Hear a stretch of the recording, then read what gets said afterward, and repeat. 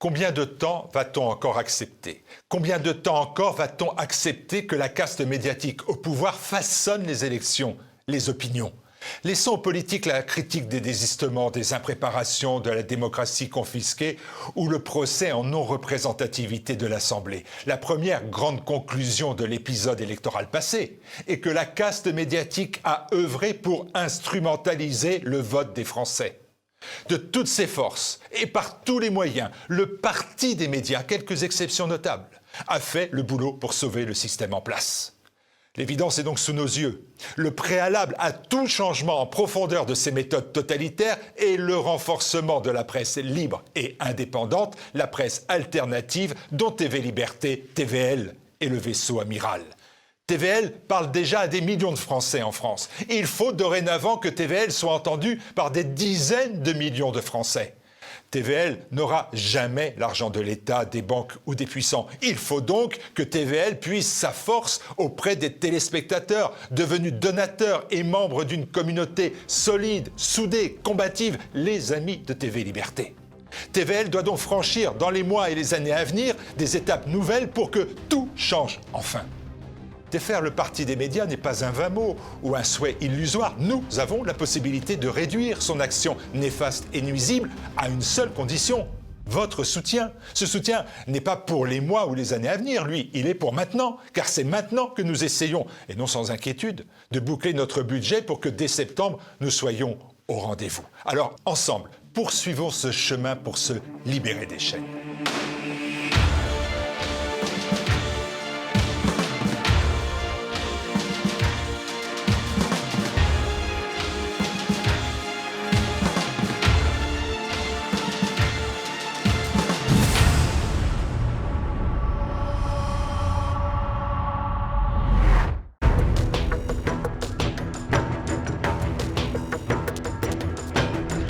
Bonjour à tous et bienvenue dans notre Zoom, aujourd'hui en compagnie de Sergueï Kolesnikov. Bonjour monsieur. Bonjour Pierre Bergerot, merci de votre invitation. Sergueï Kolesnikov, vous êtes agrégé de sciences économiques et sociales, spécialiste des relations internationales. Vous avez publié déjà plusieurs essais dans la tête de l'oncle Sam et le dernier, le voici, je le montre à nos téléspectateurs. Les BRICS, nouveaux maîtres du monde qu'ils pourront se procurer sur la boutique officielle de TV Liberté. Alors, cher Sergueï Kolesnikov, commençons avec vous. Les pays occidentaux, on le voit, assistent assez médusés à l'ascension des BRICS.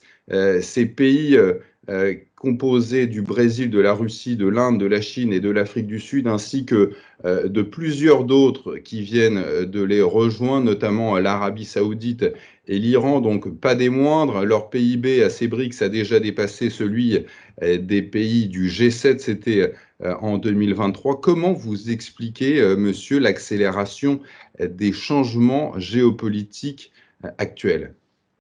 Alors, je vais y venir. Pour compléter votre présentation, rappelons aussi que les BRICS, c'est 60% de la production industrielle mondiale, que ce sont 3 puissances nucléaires, que ce sont 2 membres permanents du Conseil de sécurité.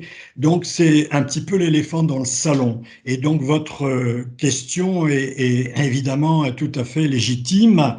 Moi, je dirais que en fait, ça fait depuis très longtemps que les BRICS se développent et c'est tout à fait naturel et normal. Vous savez, moi j'ai passé toute ma vie de prof.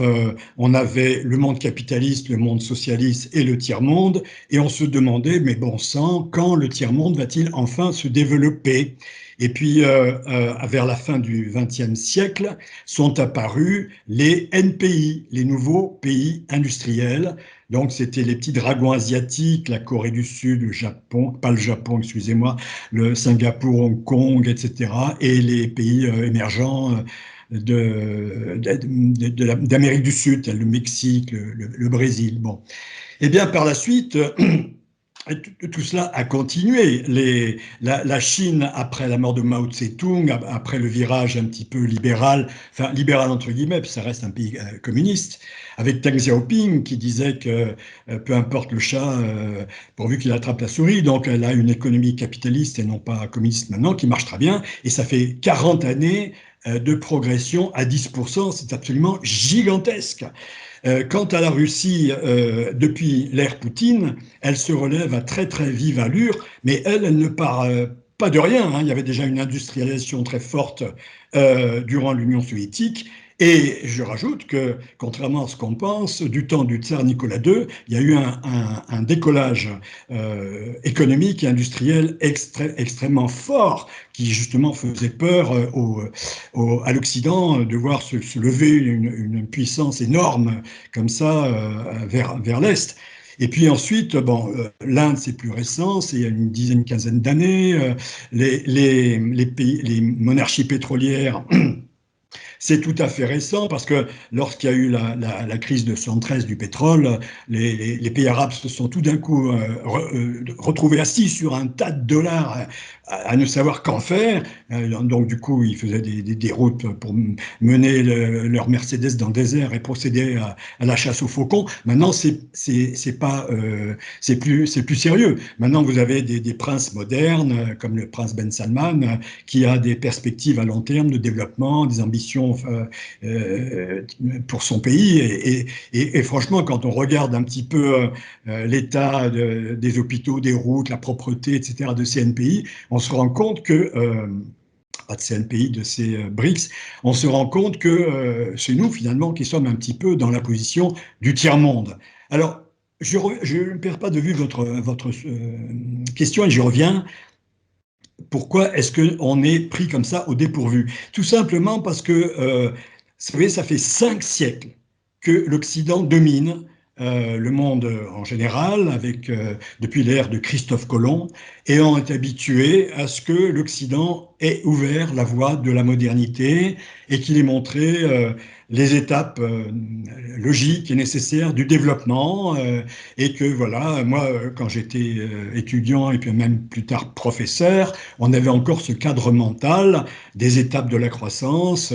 L'Amérique franchit ces étapes en tête, ensuite suit l'Europe, et puis le tiers-monde va nécessairement suivre.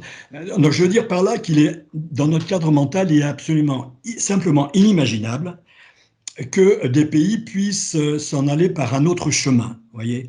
Alors, c'est ça qui se passe avec les BRICS, et c'est ça qui fait que l'Occident n'a pas compris, déjà lorsque l'URSS s'est tombé en décapotade, et que Francis Fukuyama, a écrit la fin de l'histoire, quoi. Parce qu'effectivement, à partir du moment où il n'y a plus d'autres régimes alternatifs, c'est-à-dire le socialisme, eh bien, on revient sur les étapes de la croissance de cette vieille théorie américaine de Walt Rostov, qui est un Russe d'ailleurs, entre parenthèses, et c'est lui qui est plus tard, au tournant du XXe siècle, que Huntington va parler du choc des civilisations.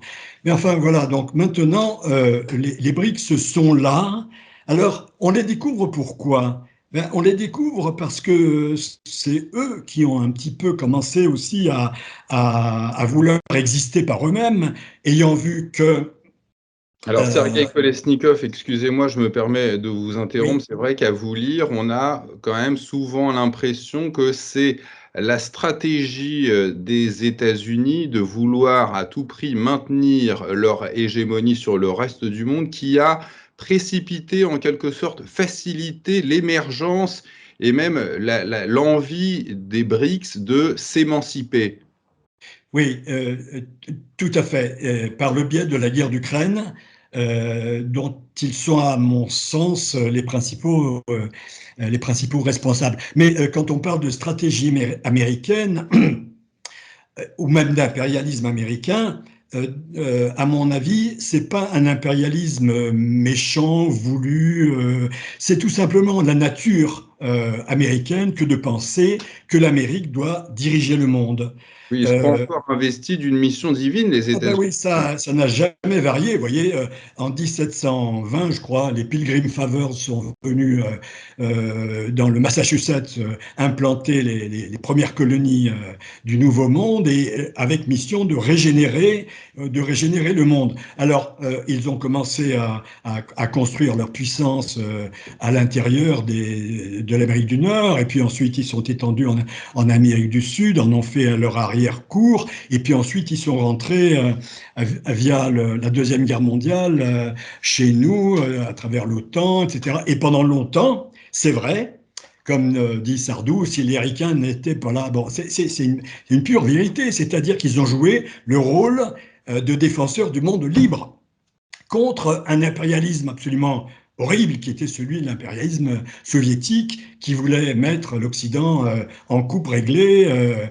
Bon, ça s'est fini par la chute de l'URSS en 91. Et là, il aurait dû y avoir ce qu'on avait commencé à faire avec des gens sincères et honnêtes comme Gorbatchev, comme Herbert Bush, c'est-à-dire Bush le père, hein, et puis bon, les gens de ce temps-là, ils voulaient faire un partenariat stratégique pour la paix, c'est-à-dire transformer l'OTAN, qui n'avait plus lieu d'être puisqu'il n'y avait plus d'ennemis, en alliance davantage politique. Et c'est là avec Bill Clinton. C'est là que Bill Clinton arrive, et Bill Clinton, dans un contexte où, figurez-vous un petit peu, mettez-vous 2 secondes à la place de Bill Clinton, et d'abord il est poussé par le complexe militaro-industriel américain, qui est né à travers les efforts monstrueux de la Deuxième Guerre mondiale. Je cite dans mon bouquin ou un autre, je ne sais plus, que si au début de la guerre de 39, ils mettaient 1 an pour faire un porte-avions, après c'est 3 mois, quoi. Et puis donc ils ont donné les armes à tout le monde, à tous les belligérants, y compris à l'URSS, pour vaincre la bête nazie. Par contre, ils n'ont pas donné les hommes, hein. Il y a eu 300 000 GIs qui ont perdu la vie contre 27 millions de Russes. Donc, on mesure la différence. Donc, effectivement, l'impérialisme américain, ce site curieux qu'il n'est pas ressenti par les Américains eux-mêmes. Ils ont tellement intériorisé cette idée qu'ils apportent la paix, sont les garants de la liberté. C'est un petit peu comme nous du temps de Jules Ferry. Vous savez, quand on allait coloniser l'Afrique, on avait une parfaite bonne conscience.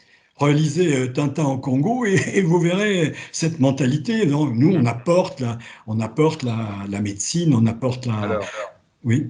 Sergei Kolesnikov, au-delà de ce refus des BRICS de la domination des États-Unis, que partagent ces pays? Alors attendez, on n'a pas fini d'évacuer la première question quand même, parce que le refus des BRICS, il prend appui sur leur regard qui n'est pas le nôtre, hein. Les BRICS, c'est un regard extérieur à l'Occident. Nous, on représente jamais que 15% de la population mondiale, hein, finalement, hein. On n'est pas grand-chose. Et les BRICS, eux, vu de leur point de vue, eh bien, ce qu'ils voient, c'est que, par exemple, en 2003, lors de la guerre d'Irak, les Américains ont massacré Saddam Hussein alors qu'ils en étaient servis contre la République d'Iran, qui avait proclamé en 1979 la première République islamique, et qui était donc c'était le grand Satan pour les Américains, de même que pour les Iraniens, les Américains, c'était la grande prostituée, quoi. Et donc cette guerre d'Iran-Irak, ça aura fait 800 000 morts. C'est une guerre absolument abominable. On a tout utilisé, les gaz chimiques. On a envoyé des petits gamins de 15 ans se faire sauter sur les mines parce qu'on n'avait pas de détecteur de mines, etc. Et donc Saddam Hussein, qui était un leader plus ou moins laïque, entre guillemets, croyait avoir fait le job pour les Américains. Et voilà que les Américains se retournent maintenant contre lui. Alors, du point de vue de l'Arabie Saoudite, on se dit que, mais minute, une protection comme ça, c'est pas une vraie garantie. Qui nous dit que demain il va pas se retourner contre nous? Et c'est alors, ça c'est 2003. 2008, il va y avoir la grande crise des subprimes. qui n'a pas simplement fichu en l'air l'économie des États-Unis, mais qui s'est répandue comme la crise de 29 chez nous aussi, et qui a même touché la Russie et la Chine. Et donc, ces pays-là, enfin les futurs BRICS, oui, puisque les BRICS, justement, commencent, enfin leur premier sommet, c'est en 2009, juste après la crise des subprimes. Ils cherchent à se mettre un petit peu à l'écart de turbulences de ce monde occidental, fauteur de guerre, de chaos, de troubles, et cherchent à faire entre eux, à établir entre eux une ère un vaste pôle de stabilité, de développement, axé sur la paix et non pas sur la guerre, quoi. Voilà. Donc ça, c'est très important de voir que, alors c'est notamment l'Arabie, hein, j'insiste parce que lorsqu'en 1900, le clash, ça va être en 23, avec la rencontre complètement ratée avec Biden, mais Biden arrive avec ses gros sabots, c'est moi le donneur de leçons, je vais vous apprendre comment il faut faire, vous devez faire ceci, vous devez faire cela. Donc, l'ère du colonialisme et même du néocolonialisme, elle est dépassée, et cette suffisance de Biden est absolument imbuvable de la part des pays du Maghreb, comme des pays d'Afrique, comme des anciens pays colonisés. Donc, à partir de là, vous savez, c'est une alliance qui remontait à 1945. Le pacte de Quincy, c'est-à-dire sur le croiseur Quincy, le deal avait été fait. Les Arabes du roi Faisal donnaient le pétrole, assuraient l'approvisionnement en pétrole des États-Unis d'Amérique. Les États-Unis d'Amérique disaient qu'ils protégeraient militairement l'Arabie. Alors là, maintenant, l'Arabie a commencé à se détourner des États-Unis. Mais même nous, on a eu un moment de frayeur lorsque Trump nous a dit quand il était au pouvoir, mais vous savez, vous devez vous prendre par la main et payer pour votre propre défense, parce que nous, on a donné depuis longtemps, etc. Alors, monsieur, vous pointez aussi beaucoup dans votre ouvrage la responsabilité occidentale dans le déclenchement de cette guerre entre la Russie et l'Ukraine. On a vraiment l'impression aujourd'hui que c'est alors qu'aujourd'hui, on a vraiment l'impression que c'est Poutine qui porte l'unique responsabilité de ce conflit. Vous évoquez notamment la révolution orange en 2004, où les États-Unis ont investi beaucoup d'argent, notamment, vous le rappelez, pour manipuler l'opinion, ou encore ce coup d'État du Maïdan, où vous citez l'implication de la CIA, c'était en 2014, avec, et vous le dites, l'implication de néo-nazis utilisés par les États-Unis. Et alors, cette guerre entre la Russie et l'Ukraine, on voit, elle a commencé il y a maintenant plus de 2 ans. Pourquoi vous dites que, au fond, le président Poutine a déjà gagné et qu'il n'a aucun intérêt à se presser? Oui, alors ça fait beaucoup de questions. Revenons un petit peu pour remettre en perspective cette guerre d'Ukraine qui sera la bascule dans notre question sur les BRICS. C'est à partir de la guerre d'Ukraine que les BRICS prennent conscience que leur intérêt est clairement du côté de la Russie, de la Chine, etc., et pas du tout du côté de l'Occident. Alors cette guerre d'Ukraine, en fait, c'est comme l'avait dit Marek Alter, c'est un piège américain. Pour le nommer clairement, c'est le piège de la Rand Corporation, Extending Russia, qui a été élaboré en 2019 et vendu au Pentagone. Le Rand Corporation, c'est un des think tanks du Pentagone. Mais depuis George W. Bush au moins, la volonté américaine, c'est de profiter, parce qu'on a finalement l'impression qu'on n'avait pas terminé enfin la première discussion, mais enfin tant pis. C'est la volonté américaine, c'est de profiter de la nouvelle géopolitique avec la chute de l'URSS pour en arriver à passer en pratique ce plan Brzezinski, d'arriver à tronçonner la Russie en 3 républiques de manière à ce qu'elle ne soit plus un danger. Alors, on retient, on a parlé un petit peu avec George W. Bush de la guerre d'Irak 2003, mais George W. Bush, c'est lui aussi qui va faire les révolutions de couleur. Et alors là, c'est un petit peu l'inverse de la guerre d'Irak, parce que les révolutions de couleur, c'est les techniques de manipulation des foules de Gene Sharp. Et ça, c'est comment trafiquer les élections, mettre les étudiants dans la rue pour faire pression sur le gouvernement, pour en arriver à refaire jouer les élections et aboutir. C'est ce qu'ils ont fait avec la révolution orange en 2004. Ils sont arrivés à faire en sorte que Yanukovych laisse la place à Yushchenko. Mais c'est vraiment des manipulations parce que en 2010, les élections spontanément remettront Yanukovych en selle et Yushchenko ne passera même pas la barre des 5% au premier tour. Alors là, je vous renvoie à une enquête de Manon Loiseau qui est sur YouTube, c'est sur à la conquête de l'Est en 2005. Tant que ça n'est pas encore exclu de YouTube, c'est magnifique. Parce que là, vous avez une illustration vraiment de ce qui est l'impérialisme américain dont il n'a pas conscience. Ils sont persuadés d'œuvrer pour le bien. Alors, ils ont fait ça en Serbie en 2000, ils ont fait ça en Géorgie en 2003, ils en ont profité pour mettre Saakashvili au pouvoir, qu'ils utiliseront par la suite en 2008 pour attaquer l'Ossétie du Sud. Bien évidemment, mettront l'affaire sur le dos de Poutine. Ça, c'est l'affaire du soft power américain, hein, dont on n'a pas encore parlé.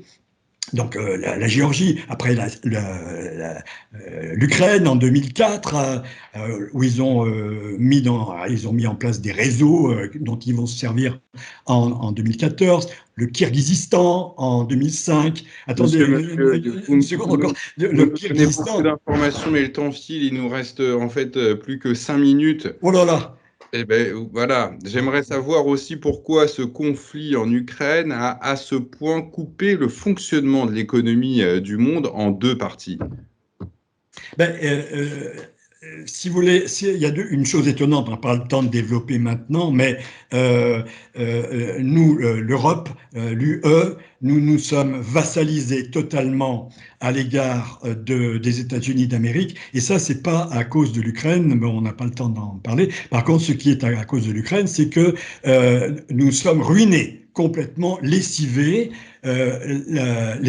L'Allemagne est sinistrée, elle délocalise aux États-Unis d'Amérique, elle délocalise en Pologne, l'AfD monte, plus personne ne veut entendre parler de Olaf Scholz, les agriculteurs étaient dans la rue, comme chez nous. En France, c'est pas la peine de faire un dessin, on a l'inflation, l'endettement, le chômage, la précarité, enfin, on sent bien, la population sent bien qu'on est en plein déclin. Et évidemment, la télévision mainstream nous dira que, au contraire, Poutine a fait recoller l'Europe. Mais la télévision, mais je n'aurai pas le temps d'en parler beaucoup, donc je veux dire au moins ce point-là, la télévision mainstream s'abreuve à des recherches, des enquêtes, etc., des grands instituts qui paraissent sérieux comme ça, qui sont tous plus ou moins reliés aux grandes fondations américaines, lesquelles grandes fondations américaines sont tout simplement financées par les vendeurs d'armes, par la CIA, par le département d'État, par le Pentagone et par des fous furieux comme Soros. Alors aujourd'hui, on est arrivé à tournebouler la tête de l'Europe, mais semblerait-il, au vu des dernières élections européennes, qu'on arrive finalement à se réveiller quelque peu et à comprendre que finalement, si les gazoducs ont été détruits, peut-être que c'est pas vraiment Poutine qui les a détruits, comme le dit l'inénarrable général Yakovlev, qui a eu un commandement quand même. Il était vice-président du chef, c'est-à-dire de l'OTAN en Europe. C'est pas rien. Aujourd'hui, vous avez les mêmes, l'amiral Bauer qui nous raconte qu'on va entrer en guerre sous peu. C'est la folie furieuse, quoi. Et de l'autre côté, Sergueï Kolesnikov. Est-ce que la Russie est en si mauvais état que cela? C'est en tout cas ce qu'on entend beaucoup dans les médias. Oui, mais alors ça, Elle c'est. est créditée d'une croissance de 3,6%, rappelons-le, en 2023. Est-ce seulement le résultat de son économie de guerre? Voilà, ça c'est Obama, grand intellectuel s'il en fut, pensait que la Russie c'était une station-service plus des vendeurs d'armes. Alors les Américains, mais pas plus que les élites européennes, ne comprennent le monde russe, n'ont de connaissance du monde russe et ne savent que finalement l'économie russe, elle est repartie depuis Poutine. Et si aujourd'hui on est au stade de la société de consommation, moi j'ai vécu 2 ans en Russie, on voit quoi, qu'il y a les vendeurs de voitures, les supermarchés, les transports modernes. Enfin, il n'y a rien qui différencie, si ce n'est qu'il n'y a pas de délinquance.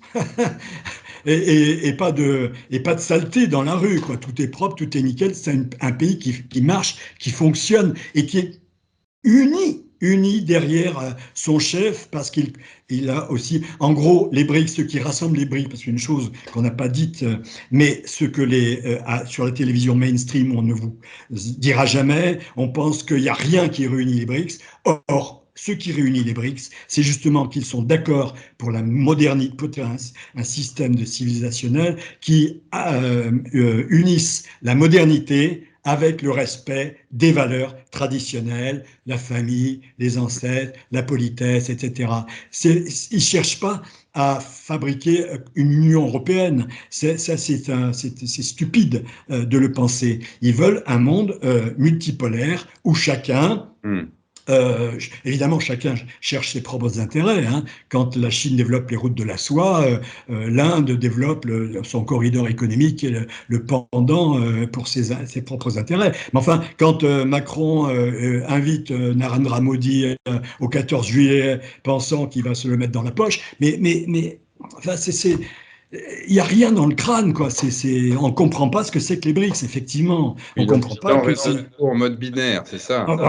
Complètement, complètement. Alors, on entend beaucoup les experts occidentaux comparer l'économie russe à celle de pays comme l'Espagne ou l'Italie. Vous dites justement qu'en parité de pouvoir d'achat, ce qui n'est pas une comparaison avec le PIB, en réalité, la Russie ressemble plutôt à un État comme l'Allemagne. C'est en tout cas une réflexion que vous développez dans votre ouvrage. Pour terminer, peut-être, Sergueï Kolesnikov, j'aimerais vous entendre sur cette question. Vous évoquez donc ce déclin rapide de l'Occident et en même temps, de l'autre côté, l'ascension des BRICS. Quel serait, in fine, l'exemple le plus frappant de cet état de fait? Ben, la montée de la Russie est un exemple absolument frappant de réussite économique. Un pays qui arrive à tenir en échec l'OTAN tout entière, qui n'est même plus capable d'apporter des munitions, alors que le complexe militaro-industriel russe tourne à plein régime comme celui des Américains pendant la Deuxième Guerre mondiale, et qui vont être obligés de mettre un genou en terre parce qu'ils n'ont pas les moyens de continuer, et que par rapport, ce n'est qu'un épiphénomène pour la Russie qui continue sa marche en avant sur le plan économique, qui continue ses projets fabuleux auxquels on aurait pu. Et on avait commencé, c'est ça le pire, moi qui me fait râler en tant que Français, on a obligé, enfin c'est Macron qui a obligé Renault à se dégager, alors qu'il avait mis 25 ans pour avoir 30% du marché de l'automobile en Russie. On a obligé à faire dégager Leroy Merlin, Auchan, etc. Total avait des projets magnifiques. À propos de Total, vous savez, le PDG de Total, Christophe de Margerie, était bizarrement éliminé.